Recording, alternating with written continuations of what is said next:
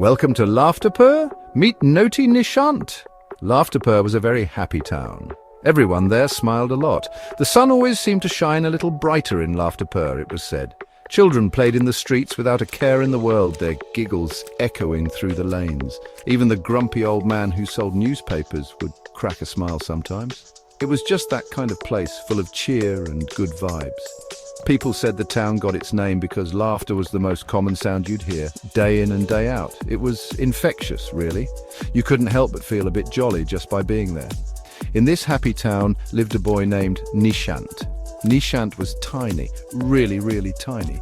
You might mistake him for a much younger kid if you didn't know him, but his voice was not tiny at all. His voice was loud, super loud. When Nishant spoke, it was like a foghorn going off. You could hear him from one end of Laughterpur to the other, especially if he was excited. And Nishant was often excited.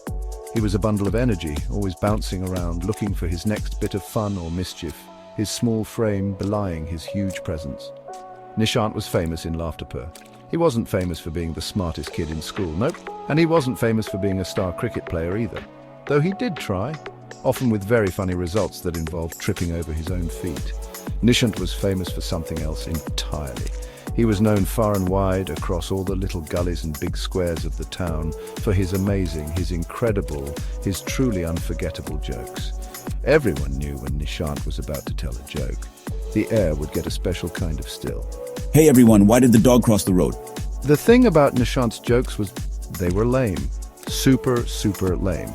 So lame, in fact, that they looped all the way back around to being funny. You wouldn't laugh because the joke was clever. Oh no, you would laugh because it was so bad, so predictable, so utterly Nishant-like. People in town affectionately called him Norty Nishant. Norty because his voice was as loud as a musical note, and also because, well, he was a little bit nutty, in the most endearing way possible. One sunny afternoon, Nishant was feeling particularly jokey. This was a common occurrence, like the sun rising or dogs barking. He spotted a stray dog sniffing around a lamppost. His eyes lit up. This was his moment. He took a deep breath, puffed out his tiny chest and yelled, Hey everyone, why did the dog cross the road? His voice boomed, making a few pigeons flutter away in surprise. People paused their conversations, a familiar sense of anticipation mixed with a tiny bit of dread washing over them.